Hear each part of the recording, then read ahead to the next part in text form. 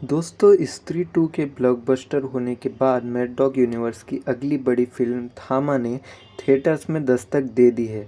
इस बार डर और हंसी के साथ ब्लडी लव स्टोरी का तड़का लगा है। आयुष्मान खुराना का वैम्पायर अवतार और नवाजुद्दीन सिद्दीकी का खौफ। क्या है इस फिल्म की असली सच्चाई और कैसे ये मूवी भेड़िया 2 का रास्ता साफ करती है। आज की वीडियो में हम बात करेंगे थामा की पूरी कहानी और एंडिंग के बारे में। वीडियो एंड तक देखना क्योंकि पोस्ट क्रेडिट सीन में एक बड़ा रिवील होता है। तो शुरुआत होती है, कहानी शुरू होती है आलोक गोयल यानी कि आयुष्मान खुराना से, जो एक टिमिड जर्नलिस्ट है। आलोक अपने दोस्तों के साथ जंगल में ट्रैकिंग पर जाता है, जहां एक भालू यानी बियर उस पर हमला कर देता है। तभी एंट्री होती है एक मिस्टीरियस लड़की की, जिसका नाम होता है ताड़का। ताड़का आलोक की जान बचाती है और उसे अपने इलाके में ले जाती है। लेकिन ट्विस्ट ये है कि ताड़का कोई इंसान नहीं बल्कि एक बेताल यानी वेम्पायर है। आलोक को उससे प्यार हो जाता है और वो उसे लेकर शहर आ जाता है। शहर में ताड़का का नाम बदल कर तारिका रख देता है। आलोक के पिता परेश रावल को उस पर शक होने लगता है, क्योंकि उसके खाने पीने की आदतें बहुत अजीब है। एक पार्टी के दौरान जब कुछ लोग ताड़का को परेशान करते हैं, तो वो अपना असली रूप दिखाती है और वहाँ से कहानी में असली हॉरर पार्ट आता है। अब एंट्री होती है असली विलन की, जिसका नाम है यक्षासन यानी कि नवाजुद्दीन सिद्दीकी। यक्षासन पहले थामा बेताल का लीडर हुआ करता था, जिसने सारे बेतालों को बनाया था। यक्षासन को एक गुफा में कैद करके रखा जाता है, क्योंकि उसने एक नियम तोड़ा था।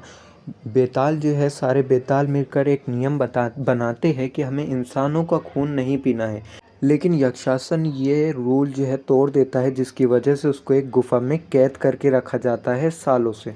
और वहाँ का ये नियम होता है कि जब भी कोई बेताल ये रूल डबल से तोड़ेगा, दोबारा से तोड़ेगा, तो यक्षासन को जो है आज़ाद कर दिया जाएगा।